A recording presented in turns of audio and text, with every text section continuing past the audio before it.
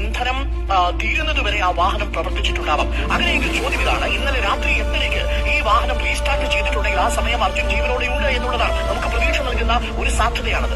അപ്പോൾ 8:30 ശേഷവും അർജുൻ ജീവനോടെ ഉണ്ടെങ്കിൽ, ഇന്ന് വാഹനത്തിൽ ഇന്ധനവും ഉണ്ടെങ്കിൽ, എയർ കണ്ടീഷൻ ചെയ്തിരിക്കുന്ന ക്യാബിനാണ് ആ വാഹനത്തിനുള്ളത് എന്നുണ്ടെങ്കിൽ, സ്വാഭാവികമായും ഈ ഇടിഞ്ഞു വീണിരിക്കുന്ന മണ്ണ് ഈ അർജുനന്റെ ക്യാബിനുള്ളിലേക്ക് വീഴാനുള്ള സാധ്യത കുറവാണെന്ന് കരുതിയാൽ അർജുൻ ജീവിച്ചിരിക്കാനുള്ള സാധ്യത ഏറെയാണ്. This is the chance number 1.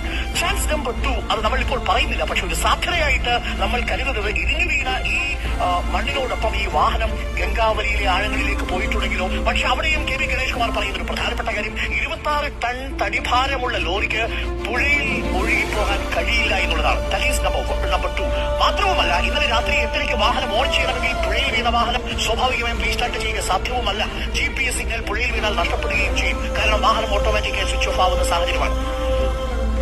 അങ്ങനെയാണെങ്കിൽ പുഴയിൽ വീണിട്ടില്ല എന്ന സാധ്യതയാണ്. അപ്പോൾ രണ്ടാമത്തെ സാധ്യത നമ്മളിപ്പോൾ പൂർണ്ണമായിട്ടും തള്ളുന്നു. ഏറ്റവും ഒടുവിൽ നമുക്ക് ലഭിക്കുന്ന വിവരമനുസരിച്ച് അർജുൻ ഡ്രൈവ് ചെയ്ത വാഹനം നമ്മൾ ഈ പറയുന്ന പോയിന്റിലുണ്ട്. ഗംഗാവലിയിലൂടെ താഴത്തേക്ക് ആഴങ്ങളിലേക്ക് ആ ട്രക്ക് വീണിട്ടില്ല.